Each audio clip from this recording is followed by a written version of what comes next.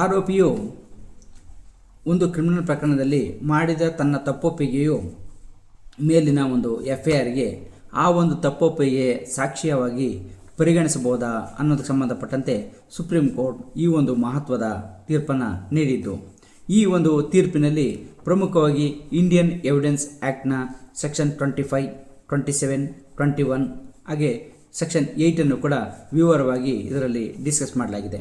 So ಯಾವುದೇ ಒಬ್ಬ ಆರೋಪಿಯು police ಕಸ್ಟಡಿಯಲ್ಲಿ ಅಥವಾ ಪೊಲೀಸರ ಮುಂದೆ ತನ್ನ ತಪ್ಪೊಪ್ಪಿಗೆಯನ್ನು ನೀಡಿದ್ದು ಅದನ್ನು ಪರಿಗಣಿಸಿ ಅದಕ್ಕೆ ಸಂಬಂಧಪಟ್ಟಂತೆ FIR ದಾಖಲಿಸಿದರೆ ಆ ಒಂದು FIRಲ್ಲೇ ಆ ಒಂದು ತಪ್ಪೊಪ್ಪಿಗೆಯನ್ನು ಸಾಕ್ಷ್ಯವಾಗಿ ಪರಿಗಣಿಸೋಕ್ಕಾಗತ್ತಾ ಅನ್ನೋ ಸಂಬಂಧಪಟ್ಟಂತೆ ವಿವರವಾಗಿ ಇದರಲ್ಲಿ ಚರ್ಚೆಯನ್ನು ಮಾಡಲಾಗಿದೆ. ಹಾಗೆ ಈ ಪ್ರಕರಣದ ಅಂಶಗಳನ್ನು ಸೇರಿಸಿ ಈ ಒಂದು ವಿಡಿಯೋದಲ್ಲಿ ನೋಡೋದಕ್ಕಿಂತ ಮೊದಲು ನೀವಿನ್ನು ನಮ್ಮ ಚಾನಲ್ಗೆ ಸಬ್ಸ್ಕ್ರೈಬ್ ಆಗಿಲ್ಲ ಅಂದರೆ ಸಬ್ಸ್ಕ್ರೈಬ್ ಆಗಿ, ಹಾಗೆ ಬೆಲ್ ಬಟನ್ ಪ್ರೆಸ್ ಮಾಡಿ.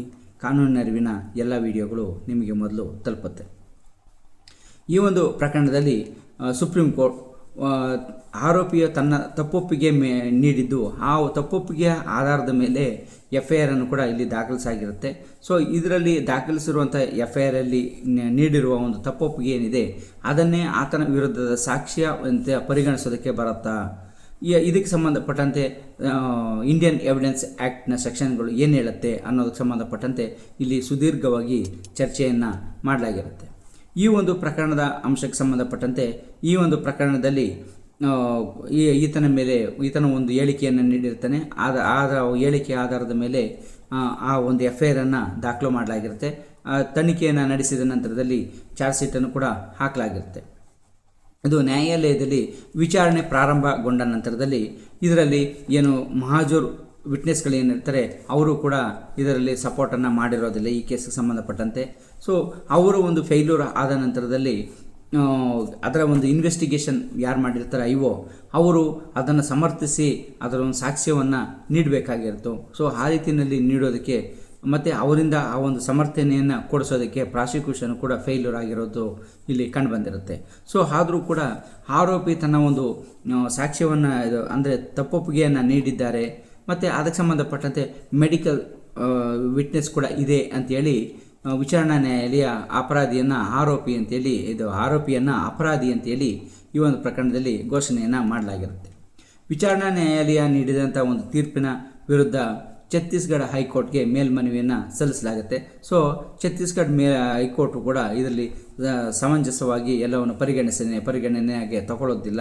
ಸೊ ಹಾಗಾಗಿ ಛತ್ತೀಸ್ಗಢ ಹೈಕೋರ್ಟು ಕೂಡ ವಿಚಾರಣಾ ನ್ಯಾಯಾಲಯ ನೀಡಿರುವ ತೀರ್ಪು ಸರಿ ಅಂತೇಳಿ ಇಲ್ಲಿ ಭಾವಿಸಿರುತ್ತೆ.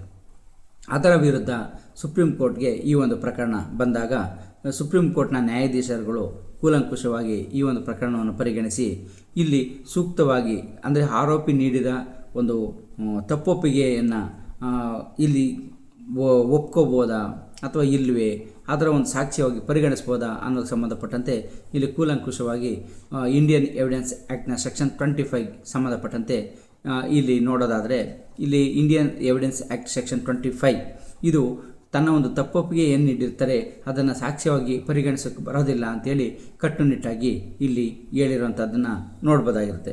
ಸೊ ಇಲ್ಲಿ ವೈದ್ಯಕೀಯ ಸಾಕ್ಷ್ಯ ಇದ್ರೂ ಕೂಡ ಅದಕ್ಕೆ ಪೂರಕವಾದಂಥ ದಾಖಲೆಗಳು ಇರಬೇಕಾಗತ್ತೆ. ಸೊ ಹಾಗಾಗಿ ಇಲ್ಲಿ ಕೇವಲ ತಪ್ಪೊಪ್ಪಿಗೆಯನ್ನು ನೀಡಿರುವಂಥದ್ದನ್ನೇ ಅದನ್ನೇ ಸಾಕ್ಷ್ಯವಾಗಿ ಆತನ ವಿರುದ್ಧ FIR ಹಾಕಿ ಅದನ್ನೇ ಪರಿಗಣಿಸೋದಕ್ಕೆ ಬರೋದಿಲ್ಲ ಅಂಥೇಳಿ ಈ ಸೆಕ್ಷನ್ ಹೇಳುತ್ತೆ ಅಂತೇಳಿ ಹೇಳಿದ್ದಾರೆ. ಸೊ ಹಾಗಾಗಿ ಇಲ್ಲಿ ವೈದ್ಯಕೀಯ ಸಾಕ್ಷಿ ಏನಿರ್ತದೆ ಅದೇ ನಿರ್ಣಾಯಕ ಆಗೋದಿಲ್ಲ. ಸೊ ಅದಕ್ಕೆ ಪೂರಕವಾಗಿ ಇರಬೇಕು ಅಂತ ಹೇಳುತ್ತೆ. ಸೊ ಹಾಗೆಯೇ ಸೆಕ್ಷನ್ 8 ಏನಿದೆ ಇದು ಪುರಾವೆಯನ್ನು ಸಾಬೀತುಪಡಿಸಬೇಕಾಗಿರುತ್ತೆ. ಅದರ ಹೊರತಾಗಿ ತಪ್ಪೊಪ್ಪಿಗೆಯನ್ನು ಪಡ್ಕೊಳ್ಳೋದಕ್ಕೆ ಬರೋದಿಲ್ಲ ಅನ್ನೋದನ್ನು ಕೂಡ ಹೇಳಲಾಗುತ್ತೆ. ಹಾಗೆಯೇ section 27 of Indian evidence act ಇದೇನಿದೆ ತಪ್ಪೊಪ್ಪಿಗೆ ನೀಡಿದರೆ ಅದನ್ನು ನೇರವಾಗಿ ಪರಿಗಣಿಸೋಕ್ಕೆ ಬರೋದಿಲ್ಲ. ಅದು ಮುಂದಿನ ತನಿಖೆಯಲ್ಲಾಗಲಿ ಅಥವಾ ಬೇರೆ ಒಂದು ವೇಗೆ ಅದು ಕನೆಕ್ಟಿವಿಟಿ ಆಗಿದ್ದು ಅದಕ್ಕೆ ಪೂರಕವಾಗಿದ್ದರೆ ನಂತರದ ಒಂದು ತನಿಖೆಗೆ ಪೂರಕವಾಗಿದ್ದಾಗ ಅಂಥ ಸಂದರ್ಭದಲ್ಲಿ ಪರಿಗಣಿಸಬಹುದೇ ಹೊರತು ಇಲ್ಲ ಅಂತಂದರೆ ಕೇವಲ ತಪ್ಪೊಪ್ಪಿಗೆಯನ್ನೇ ಅದನ್ನು ಆತನ ವಿರುದ್ಧ ಸಾಕ್ಷ್ಯವಾಗಿ ಪರಿಗಣಿಸೋದಕ್ಕೆ ಬರೋದಿಲ್ಲ ಅಂಥೇಳಿ ಇಂಡಿಯನ್ ಎವಿಡೆನ್ಸ್ ಆ್ಯಕ್ಟ್ನ ಸೆಕ್ಷನ್ 27 ಕೂಡ ಹೇಳೋದ್ರಿಂದ ಮತ್ತು ಇಲ್ಲಿ ಬರೀ ಕೇವಲ ವೈದ್ಯಕೀಯ ಸಾಕ್ಷಿ ಮೃತಪಟ್ಟಿರುವಂಥವನಿಗೆ ಸಂಬಂಧಪಟ್ಟಂತೆ ಅದರ ಒಂದು ಪೋಸ್ಟ್ಮಾರ್ಟಮ್ ಆಗಿರ್ಬೋದು, ಮೃತಪಟ್ಟಿದ್ದಾನೆ ಅನ್ನೋದಕ್ಕೆ ಸಂಬಂಧಪಟ್ಟಂತೆ ವೈದ್ಯಕೀಯ ಸಾಕ್ಷಿ ಏನಿರ್ತದೆ ಮತ್ತು ಆರೋಪಿ ನೀಡಿರುವ ತಪ್ಪು ಒಪ್ಪಿಗೆ ಹೇಳಿಕೆ ಏನಿರ್ತದೆ, ಇವೆರಡನ್ನೇ ಪರಿಗಣಿಸಿ ಶಿಕ್ಷೆಯನ್ನು ನೀಡಲಿಕ್ಕೆ ಬರೋದಿಲ್ಲ ಅಂತೇಳಿ ಹೇಳುತ್ತೆ. ಸೊ ಹಾಗಾಗಿ ಸೆಕ್ಷನ್ 21 ಏನಿದೆ ಇದು ಕೂಡ ಸಾಕಷ್ಟು ಸಾಕ್ಷ್ಯಗಳು ಇರಬೇಕು, ಇಲ್ಲದಿದ್ದರೆ ಆಗೋದಿಲ್ಲ. ಯಾಕಂದರೆ ಆತ ಹೇಳಿಕೆಯನ್ನು ನೀಡಿರ್ತಾನೆ, ಆ ಹೇಳಿಕೆಯ ರೀತಿಯಲ್ಲಿ ಅದರ ಒಂದು ತನಿಖೆಯನ್ನು ಮುಂದುವರಿಸ್ಕೊಂಡು ಹೋದಂಥ ಭಾಗದಲ್ಲಿ ಆ ಹೇಳಿಕೆಗಳು ಅಲ್ಲಿನ ನಡೆದಿರುವಂಥ ಘಟನೆಗಳಿಗೆ ಮತ್ತು ಅಲ್ಲಿ ಸಿಗುವ ಸಾಕ್ಷ್ಯಗಳಿಗೆ ಪೂರಕವಾಗಿದ್ದಂಥ ಸಂದರ್ಭದಲ್ಲಿ ಪರಿಗಣಿಸಬಹುದೇ ಹೊರತು ಅದನ್ನು ಬರೀ ಕೇವಲ ತಪ್ಪೊಪ್ಪಿಗೆ ಹೇಳಿಕೆ ಕೊಟ್ಟಿದ್ದಾರೆ ಅಂದ ಮಾತ್ರಕ್ಕೆ ಅದನ್ನು ಪರಿಗಣಿಸೋದಕ್ಕೆ ಬರೋದಿಲ್ಲ ಅಂತೇಳಿ ಕನ್ಕ್ಲೂಷನ್ಗೆ ಸುಪ್ರೀಂ ಕೋರ್ಟ್ ಬಂದಿದ್ದು, ಅದರ ಮೇಲೆ ವಿರುದ್ಧ ಏನು ಶಿಕ್ಷೆಯನ್ನು ನೀಡಲಾಗಿತ್ತು ಅದನ್ನು ತಳ್ಳಿ ಹಾಕಿ ಈ ಒಂದು ಪ್ರಕರಣದಲ್ಲಿ ಈ ಒಂದು ಅಂಶವನ್ನು ಹೇಳಿದೆ. ಸೊ ಹಾಗಾಗಿ ಇಲ್ಲಿ ಯಾವುದೇ ಒಬ್ಬ ವ್ಯಕ್ತಿ ತಾನು ತಪ್ಪನ್ನು ಮಾಡಿದ್ದೀನಿ ಅಂತೇಳಿ ತನ್ನ ತಪ್ಪೊಪ್ಪಿಗೆಯನ್ನು ನೀಡಿದ ಮೇಲೆ ಅದರ ಆಧಾರದ ಮೇಲೆ FIR ದಾಖಲಿಸಿ ಅವನ ಹೇಳಿಕೆಯೇ ಅಷ್ಟೇ ಸಾಕು ಅಂತೇಳಿ ಅದರ ಮೇಲೆ ಶಿಕ್ಷೆಯನ್ನು ವಿಧಿಸಲಿಕ್ಕೆ ಬರೋದಿಲ್ಲ. ಆ ಒಂದು ತಪ್ಪೊಪ್ಪಿಗೆ ಹೇಳಿಕೆ ಅದರಲ್ಲಿ ಸಾಕ್ಷ್ಯವಾಗಿ ಪರಿಗಣಿಸೋದಕ್ಕೆ ಬರೋದಿಲ್ಲ ಅನ್ನೋಕ್ಕೆ ಸಂಬಂಧಪಟ್ಟಂತೆ ಸುಪ್ರೀಂ ಕೋರ್ಟ್ ಒಂದು ಮಹತ್ವದ ತೀರ್ಪನ್ನು ಇಲ್ಲಿ ನೀಡಿರುವಂಥದ್ದನ್ನ ನಾವು ಗಮನಿಸ್ಬೋದಾಗಿದೆ. ಸೊ ಹಾಗಾಗಿ ಈ ಒಂದು ಪ್ರಕರಣದಲ್ಲಿ ಏನು ಅಂತಂದರೆ, ಯಾವುದೇ ಒಂದು ಕ್ರಿಮಿನಲ್ ಪ್ರಕರಣದಲ್ಲಿ ಪೊಲೀಸರ ಮುಂದೆ ಆರೋಪಿ ತಪ್ಪೊಪ್ಪಿಗೆಯನ್ನು ನೀಡಿರ್ತಾನೆ, ಆ ಒಂದು ತಪ್ಪೊಪ್ಪಿಗೆಯನ್ನೇ ಆತ ಒಪ್ಕೊಂಡಿದ್ದಾನೆ ಅಂತೇಳಿ ಅದಕ್ಕೆ ಸಂಬಂಧಪಟ್ಟಂತೆ ಶಿಕ್ಷೆಯನ್ನು ನೀಡಲಿಕ್ಕೆ ಬರೋದಿಲ್ಲ. ಆ ತಪ್ಪೊಪ್ಪಿಗೆಯನ್ನು ಯಾವಾಗ ಪರಿಗಣಿಸ್ಬೋದು ಅಂತಂದರೆ, ಅದರ ತಪ್ಪೊಪ್ಪಿಗೆಯಂತೆ ಆ ತನಿಖೆಯನ್ನು ಮುಂದೆ ನಡೆಸ್ಕೊಂಡು ಹೋದಂಥ ಸಂದರ್ಭದಲ್ಲಿ ಅದಕ್ಕೆ ಸಂಬಂಧಪಟ್ಟಂತೆ ಘಟನೆಗಳಾಗಿರ್ಬೋದು, ಅಲ್ಲಿ ಸಾಕ್ಷ್ಯಗಳಾಗಿರ್ಬೋದು, ಅಲ್ಲಿ ವಿವರಿಸಿದ ರೀತಿಯಲ್ಲೇ ಈ ಹಿಂದೆ ನಡೆದಿರುವಂಥ ಘಟನೆಗಳು ಇದ್ದಂಥ ಸಂದರ್ಭಕ್ಕೆ ಹೋಲಿಕೆಯನ್ನು ಬಂದು ಅದಕ್ಕೆ ಪುರಾವೆಗಳು ಸಿಕ್ಕಿದರೆ, ಸಾಕ್ಷ್ಯಗಳು ಸಿಕ್ಕಿದರೆ ಅಂಥ ಸಂದರ್ಭದಲ್ಲಿ ಆ ತಪ್ಪೊಪ್ಪಿಗೆಯನ್ನು ಪರಿಗಣಿಸ್ಬೋದು.